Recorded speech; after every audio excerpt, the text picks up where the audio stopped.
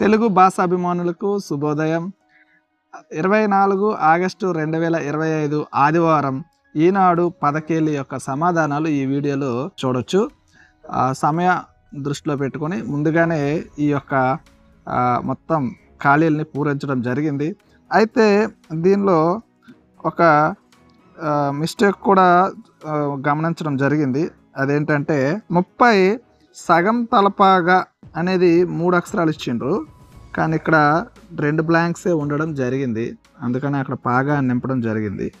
అలాగే ఇది కొంతవరకు ఈజీగానే ఉంది. కొత్త పదము అంటే ఇక్కడ ఉదయాద్రి అనేది మొదట్లోనే మనకి కొత్తగా అనిపిస్తుంది. తర్వాత ఈ 4వది ఏట మేషి, నిలువు 4 ఏట మేషి అనేది ఉంది. దానికి అర్థమైతే తెలియట్లేదు. మేషి అంటే గేదె అనే అర్థం వస్తుంది, గొర్రె అనే అర్థము కూడా ఉంటుంది. కానీ ఏట అంటే మళ్ళీ అక్కడ ఎట్లా అనేది అర్థం తెలియట్లేదు.